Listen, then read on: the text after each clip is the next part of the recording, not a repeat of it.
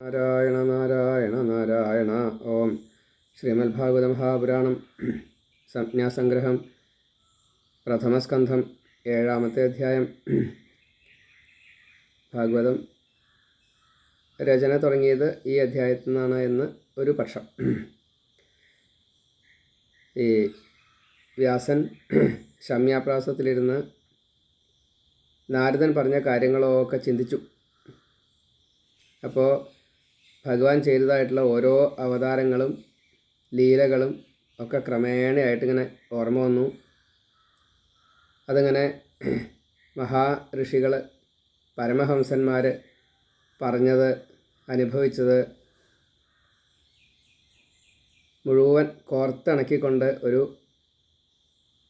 സമാധി ഭാഷയിൽ ഒരു ഗ്രന്ഥം ഉണ്ടാക്കി.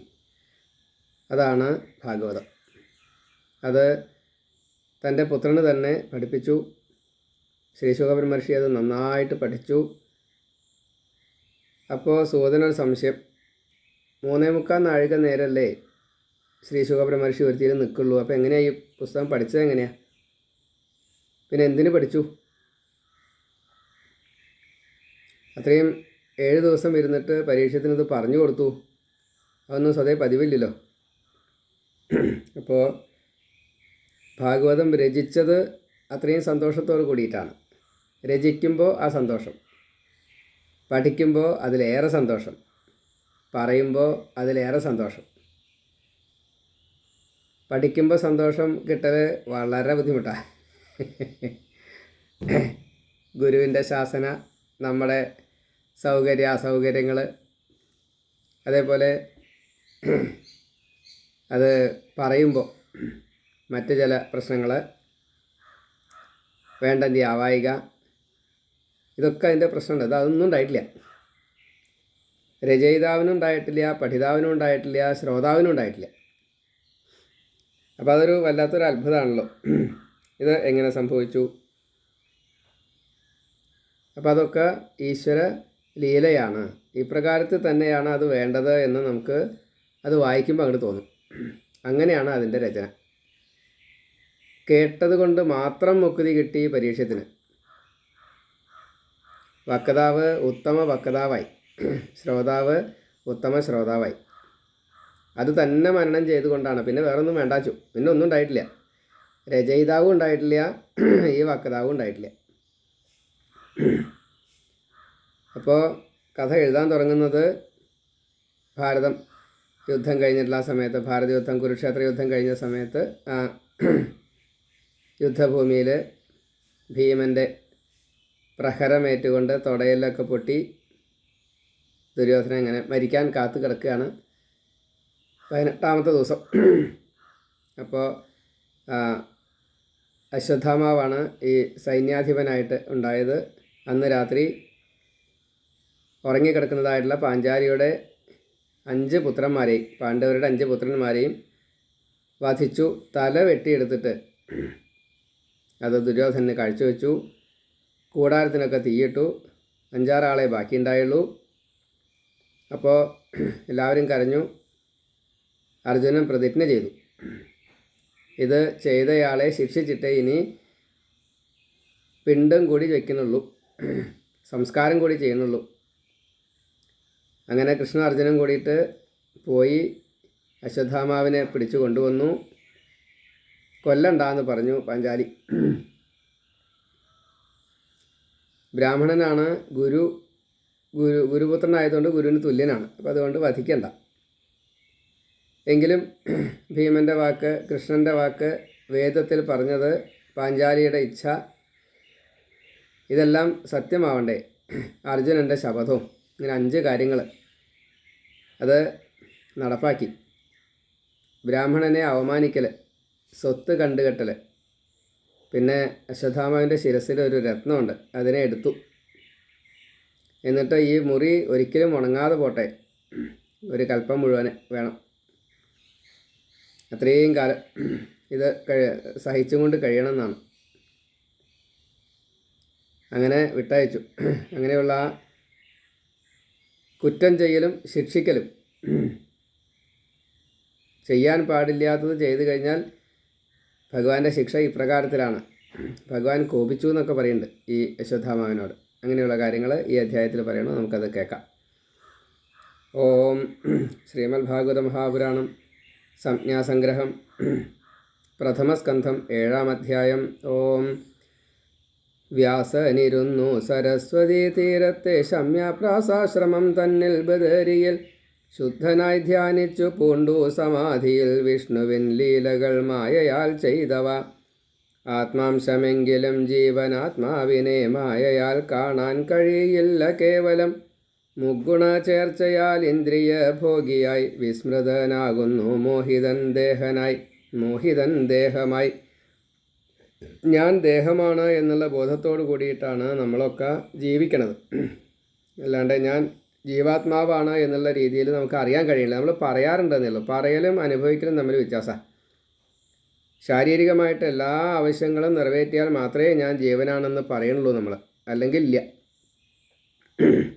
ദേഹാർത്ഥമാണ് നമ്മൾ ജീവിക്കുന്നത്, ഈ ആത്മാർത്ഥമല്ല, ജീവാത്മാർത്ഥം അല്ല എന്നർത്ഥം. അതാണ് വിഷ്ണുലീലാരഥർ മുക്തരായി കാണുകയാൽ വേദാർത്ഥം ഭാഗവതം രചിച്ചു മുതാ. ഭക്തി ലഭിക്കുന്നു ജ്ഞാനം വിരക്തിയും മൂന്നാധി ദുഃഖങ്ങൾ മൂന്നും നശിക്കയാൽ. തൃപ്തനായോദീശുകനോടിതോ മുനി ശ്രീശുകൻ നന്നായി ഗ്രഹിച്ചു തന്മൂല്യവും. ഇപ്പോൾ ഭാഗവതം രചിക്കാനുള്ള കാരണം ഈ ഭഗവാന്റെ കഥകൾ ആരാണോ കേൾക്കുന്നത് അവർക്ക് എല്ലാ തരത്തിൽപ്പെട്ടതായിട്ടുള്ള ശോകദുഃഖ ഭയങ്ങളും 3 ആധികളും പഞ്ചക്ലേശങ്ങളും ഷഡ്വൈരി ഷഡൂർമി ഷഡരി സപ്തവ്യസനങ്ങൾ തുടങ്ങിയിട്ടുള്ള എല്ലാ ചീത്തകളും, ആലസ്യം, വഞ്ചന, ചതി എന്നും പറയണ്ട, അങ്ങനെ അനവധിയുണ്ട്. ഈ 36 ചീത്തകളും നശിക്കും ഭാഗവതം കേട്ടാൽ മതി, നല്ലോണം പഠിച്ചാൽ മതി.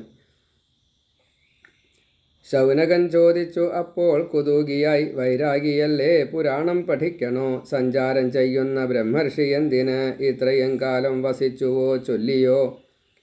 ഈ എഴുതിയ ആളുടെ കാര്യം പറഞ്ഞപ്പോൾ പഠിച്ച ആൾ എന്തിനാ, ശ്രീശുക ബ്രഹ്മർഷി എന്തിനാ അത് പഠിച്ചത്? സൂതനോദി ഹരിലീലകൾ അത്രയും കെട്ടിയിടും മനം സാരമറിയുകിൽ. ആത്മജ്ഞൻ തേടും പരാനന്ദം നേരിടും ഭാഗവതത്താൽ ഇതത്ഭുതം ശ്രീഹരേ. ശ്രീശുകൻ നന്നായി അറിഞ്ഞു ഹരിഹിതം ആകയാൽ ഉൾക്കൊണ്ടു പൂർണ്ണം ഹരികഥ. അപ്പം ഇത് എന്തുകൊണ്ട് ഇങ്ങനെ ചെയ്തു? ഭഗവാന്റെ കഥകൾ കേൾക്കും തോറും മറ്റ് പ്രവൃത്തികളില്ല, ഒത്തിരി കാരണങ്ങളുമില്ല. മനസ്സുകൊണ്ടും ഇല്ല, വാക്കുകൊണ്ടും ഇല്ല, ശരീരം കൊണ്ടും ഇല്ല. അത്ര ഹൃദ്യമാണ് ഈ ഭാഗവതം. പക്ഷേ അതിനോടൊരു താല്പര്യം വേണം. അതറിഞ്ഞു കഴിഞ്ഞാൽ ഇങ്ങനെയൊക്കെയാണ് അതിൻ്റെ ഫലം, പഠിച്ചു കഴിഞ്ഞാൽ ഇന്നതാണ് അതിൻ്റെ ഫലം, പറഞ്ഞു കഴിഞ്ഞാൽ ഇതാണ് ഫലം എന്നറിയണം. അപ്പോഴേ ഭഗവാനിൽ ലീനഭാവം ഭാഗവതത്തിൽ ശ്രദ്ധയൊക്കെ ഉണ്ടാവുള്ളൂ. ഞാനിതു ലോകത്തിനോടിക്കൊടുത്തിടും ഭക്തനും ഞാനും ഹരിയും സുഖിച്ചിടും. അങ്ങനെ യോധി പരീക്ഷത്തിനു ശുഗൻ മുക്തനായ വിഷ്ണുരാധൻ കഥ കേൾക്കയാൽ. ഇത് അന്ന് ആദ്യമായിട്ട് സപ്താഹം നടത്തിയ സമയത്ത് ശ്രീശുക ബ്രഹ്മർഷി പറഞ്ഞ വാക്കാ. ശ്രീ സൂതൻ എല്ലാവരോടായിട്ട് ഇത് പറയും. ഭക്തന്മാർ, സൂതൻ, ഭഗവാനും സന്തോഷിക്കുന്ന ഈ ഭാഗവതം നൈമിഷാരണ്യത്തിൽ വെച്ചിട്ട് ശൗനകാദി മഹർഷിമാരോട് പറഞ്ഞു കൊടുക്കുമ്പോൾ ഇത്രയും ഫലം ഉണ്ടാവും. ഇത് ശൗനകാദി മഹർഷിമാരോട് ശ്രീശുക ബ്രഹ്മർഷി പറഞ്ഞതായിട്ട് സൂതൻ പറയുന്ന വാക്കാ. വ്യാസനോർത്തു കുരുക്ഷേത്രയുദ്ധം തീർന്ന് ദുര്യോധനൻ തുട പൊട്ടി മരണവും കാത്തു കിടക്കുന്നു. സന്ധ്യയ്ക്കെത്തി കൃപർ അശ്വത്ഥാമാകൃതവർമാവുമൊത്തിഹ. ദുഃഖിതൻ ദ്രൗണി ഇവരൊത്തു രാത്രിയിൽ ചുട്ടുകൊന്നു ബാക്കി സൈന്യത്തെയൊക്കെയും. പാഞ്ചാലി പുത്ര ശിരസ്സു വെട്ടി ഖലൻ ദുര്യോധനനേകി 5 തലകളും. ദുര്യോധനനും സഹിച്ചില്ല ദുഃഖമായി സാത്യകി പാണ്ഡവർ. പിന്നെ ശിഖണ്ഡിയൻ ധൃഷ്ടദ്യുമ്നൻ തൊട്ട 10 പേർ ബാക്കിയായി. ഭൂഭാരം തീർക്കവേ മുക്തരായി സർവരും. ഇങ്ങനെ കൂടാരം ചുട്ടു, പാഞ്ചാലിപുത്രരെ വധിച്ചു. ആ അശ്വത്ഥാമാവ് ഈ തല ദുര്യോധനൻ്റെ പക്കൽ കൊണ്ടുവച്ചു. ദുര്യോധനൻ അത് സമ്മതമായില്ല. അപ്പോൾ ആകെ ബാക്കിയായത് കൃപര്, അശ്വത്ഥാമ, കൃതവർമാവ്, ധൃഷ്ടദ്യുമ്നൻ, സാത്യകി, പാണ്ഡവര്, ശിഖണ്ഡി, അങ്ങനെ വളരെ കുറച്ച്. ബാക്കിയുള്ളവരൊക്കെ പോയി എന്ന് പറയുകയാണ്. പാഞ്ചാലി ദുഃഖിച്ചു വാവിട്ടു കേഴവേ അർജുനൻ വന്നു പ്രതിജ്ഞ ചെയ്തു ഉടൻ മക്കൾക്കു ജീവൻ കൊടുക്കാൻ അശക്തൻ ഞാൻ ദ്രൗണി ശിരസ്സു സമർപ്പിക്കാമിപ്പോഴേ പിന്നീട് പുത്രർക്കു ചെയ്യാം പിതൃക്രിയ ഇങ്ങനെ യോധി ഭഗവാൻ തെളിക്കുന്ന തേരിലേറിച്ചെന്നു ദ്രൗണിയെ കെട്ടുവാൻ ക്ഷീണിച്ചിട്ടശ്വം പതിച്ചു ഭയന്നുപോയി ആചമിച്ചു ദ്രൗണി വിട്ടു ബ്രഹ്മാസ്ത്രവും പിൻവലിക്കാൻ കഴിയാത്ത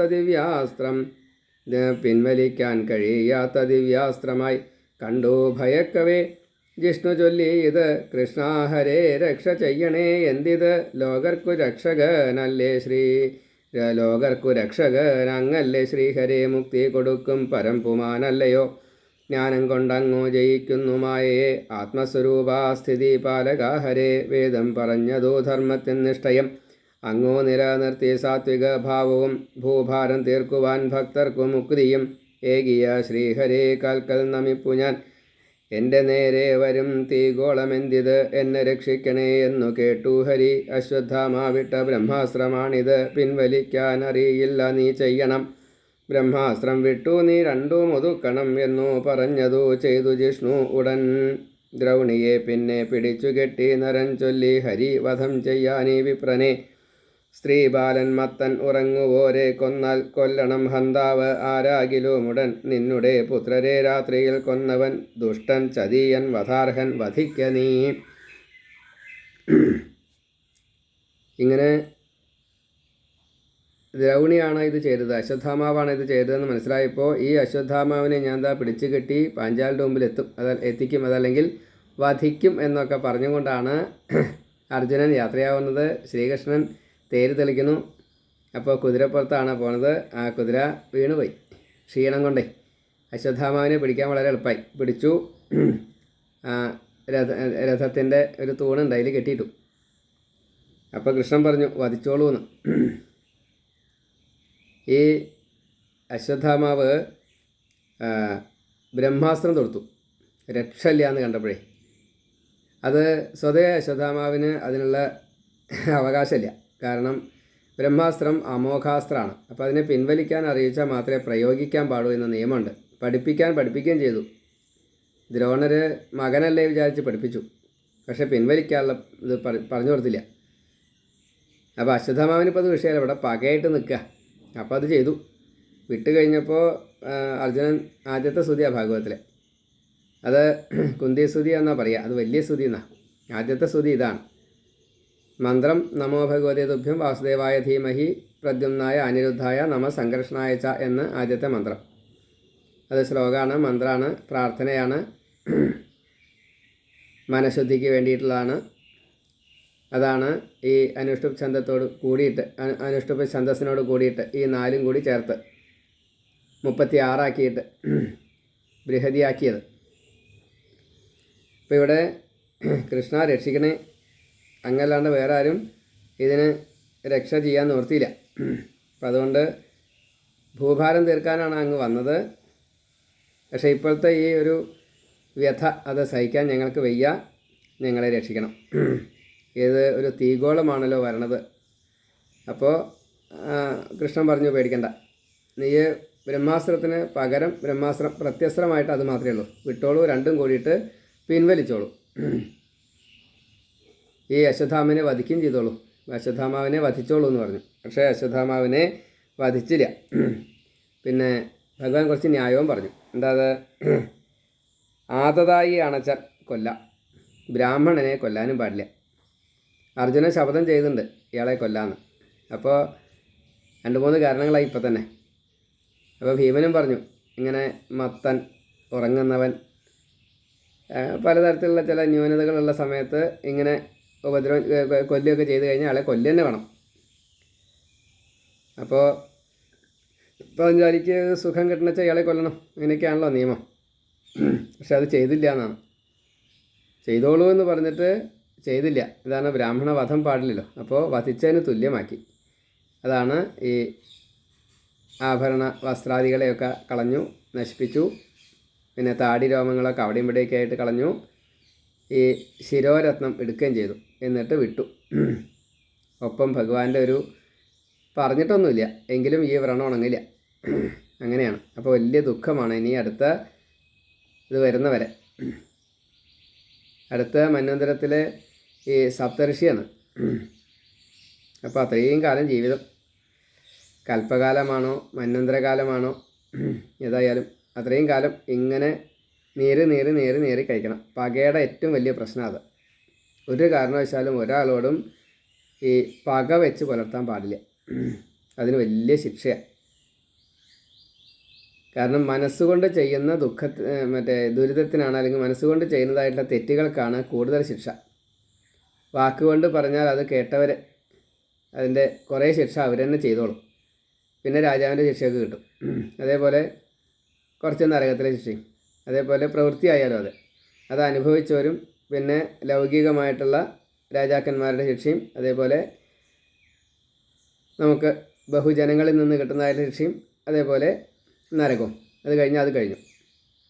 പക്ഷേ അതുപോലെയല്ല, മനസ്സുകൊണ്ട് ചെയ്യുന്ന തെറ്റിന് വളരെ കൂടുതൽ, വേറെ ആരും അത് അറിയണില്ല, ഈ ഭഗവാൻ മാത്രമേ അറിയണുള്ളൂ. അപ്പോൾ അതിൻ്റെ ശിക്ഷ ഭഗവാനിൽ നിന്നാണ് കിട്ടുക. അത് സഹിക്കാൻ പറ്റാത്തതാണ്. അത്രയും കുഴപ്പമുണ്ട്. അതായത് നമ്മുടെ മേലെ തലയിൽ ഒരു ഭാരം വയ്ക്കുകയാണെന്ന് കൂട്ടാം. അപ്പോൾ പ്രവൃത്തി കൊണ്ട് ചെയ്യുകയാണെന്ന് വെച്ചാൽ അത് നമ്മുടെ ശരീരത്തിനേക്കാൾ കൂടുതൽ ഭാരം വയ്ക്കുക, അതാണ് ശിക്ഷ വരുമ്പോൾ. അങ്ങനെ കണക്കാക്കുക. നമുക്ക് ഒരു ഉദാഹരണം പറയുകയാണ്. നമ്മുടെ ശരീരം ഒരു 100 കിലോൻ്റെ താഴെ, 50 കിലോൻ്റെ മീതെ അങ്ങനെ കൂട്ടാം. അപ്പോൾ അതിൻ്റെ ഇരട്ടി 150 കിലോ ശിക്ഷയായിട്ട് കിട്ടി. ഈ പ്രവൃത്തി ചെയ്തിട്ട് ചീത്ത കാര്യങ്ങളാണ് ചെയ്തേച്ചാലത്തെ കാര്യമാണ്. ബ്രഹ്മഹത്യാപാപമല്ല കേട്ടോ, സാധാരണ. അതേപോലെ അത് പറയുക അങ്ങനെയൊക്കെയാണെന്ന് വെച്ചാൽ ഒരാളല്ല അറിയാം, മറ്റ് പലരും അറിയും. അപ്പോൾ അതുകൊണ്ട് 300 കിലോ വയ്ക്കും. ഈ മനസ്സുകൊണ്ട് ചെയ്യുന്ന തെറ്റിന് 1000 കിലോ വയ്ക്കും. 150, 300, 1000. അത് ബ്രഹ്മഹത്യാവുമ്പോൾ 1500, 3000, 10000 കിലോ വെയിറ്റ് നമ്മുടെ ദേഹത്ത് വയ്ക്കും. അപ്പോൾ നമ്മൾ ചതഞ്ഞരഞ്ഞ് പോകുന്നർത്ഥം. പക്ഷേ ഈ ശരീരം മരിക്കില്ല. വീണ്ടും ശരീരം തരും, വീണ്ടും ഇത് വെച്ചുകൊണ്ടിരിക്കും. അതാണ് ഏറ്റവും വലിയ തെറ്റ്, മനസ്സുകൊണ്ട് ചെയ്യുന്നതാണ് എന്ന് സാരം. അതാണ് ധർമ്മബോധത്താൽ വധിച്ചില്ല അർജുനൻ. അതിൻ്റെ കാരണം എന്താ? ഈ ധാർമ്മിക ബോധമാണ് അർജുനൻ ഈ ബ്രാഹ്മണനെ വധിക്കാഞ്ഞത്. ബ്രാഹ്മണനെയാണ്, അല്ലാണ്ട് ഗുരുപുത്രനെ വധിക്കാൻ പാടില്ല. ഇവിടെ ഇപ്പോൾ തെറ്റ് അനവധി ചെയ്തിട്ടുണ്ട് അശ്വത്ഥാമാവേ. ശിക്ഷാർഹനാണ്, പക്ഷേ നിവൃത്തിയില്ല. ഗുരുപുത്രനുമാണ്, ബ്രാഹ്മണനുമാണ്, അതുകൊണ്ട് വധിച്ചില്ല. ധർമ്മബോധത്താൽ വധിച്ചില്ല അർജുനൻ വിപ്രൻ ഗുരുപുത്രനാകയാൽ ഫൽഗുനൻ ബന്ധിച്ചിട്ട് അശ്വത്ഥാമാവിനെ എത്തിച്ചു പാഞ്ചാലി മുന്നിൽ ശപഥപൂർത്തിക്കുടൻ. പാഞ്ചാലി വേഗം നമസ്കരിച്ചു ഗുരുപുത്രനാം വിപ്രനെ. ഹന്താവാണെങ്കിലും ഭർത്താവിനോടോതി ദ്രോണർക്കു തുല്യൻ ഈ പുത്രൻ. മഹാപാപിയാണെങ്കിലും ശരി അമ്മ കൃപിയും വ്യസനിക്കരുത് ഇനി. ബ്രാഹ്മണ കോപം കുലം നശിപ്പിച്ചിടും. ഇപ്പോൾ കൊല്ലാതിരിക്കാനുള്ള കാരണം പാഞ്ചാലി പറഞ്ഞത് ഒന്ന് ഗുരുവിൻ്റെ പുത്രനാണ്, പിന്നെ കൃപി വല്ലാണ്ട് ദുഃഖിക്കും. കൃപി ദ്രോണരുടെ ഭാര്യ, ദ്രോണർ മരിച്ചു. അപ്പോൾ ഇനി കൃപിക്ക് ആരുമില്ല, ഈ അശ്വത്ഥാമാവ് മാത്രമേ ഉള്ളൂ. അതുകൊണ്ട് കൃപിക്ക് ദുഃഖം ഉണ്ടാവരുത്. അതേപോലെ ബ്രാഹ്മണനെ വധിക്കാൻ പാടില്ല, ഗുരുപുത്രനെ ഒരിക്കലും വധിക്കാൻ പാടില്ല. അപ്പോൾ അതുകൊണ്ട് വിട്ടോളാൻ പറഞ്ഞു. അങ്ങനെയാണ്. പാഞ്ചാലി വേഗം നമസ്കരിച്ചു ഗുരുപുത്രനാം വിപ്രനെ. ഹന്താവാണെങ്കിലും ഭർത്താവിനോടോതി ദ്രോണർക്കു തുല്യൻ ഈ പുത്രൻ. മഹാപാപിയാണെങ്കിലും ശരി അമ്മ കൃപിയും വ്യസനിക്കരുതിനി. ബ്രാഹ്മണ കോപം കുലം നശിപ്പിച്ചിടും. കൃഷ്ണനോദി തഥാ എന്നുടെ വേദവും ഭീമവാക്കും പാർത്ഥ സത്യവും ചെയ്യണം എന്നു കേട്ടു ജിഷ്ണു തന്നെ വാളിനാൽ. താടി മുടി പാതി വെട്ടി ശിരസിലെ രത്നമെടുത്തു പറഞ്ഞു വിട്ടു ഉടൻ. തേജസ്സു നഷ്ടമായി യാതനാസ്ഥായിയായി. ബ്രാഹ്മണൻ തെറ്റുകൾ ചെയ്യുകിൽ ശിക്ഷയായി. കൊല്ലാൻ വിധിച്ചാൽ അപമാനം ചെയ്തുടൻ. നാടു കടത്തനം ചൊല്ലി നിയമവും കൊട്ടാരമെത്തി സകലരും ദുഃഖിതർ. ഇങ്ങനെ എല്ലാ അർത്ഥത്തിലും ശിക്ഷ നന്നായിട്ട് തന്നെ നടപ്പാക്കി. ഇങ്ങനെ ഈ അധ്യായം ഇവിടെ അവസാനിക്കുകയാണ്. സ്കന്ധം 1 അധ്യായം 7 സമാപ്തം. ഇതിൻ്റെ ബാക്കി നാളെ ആവാം. നാരായണ നാരായണ നാരായണ.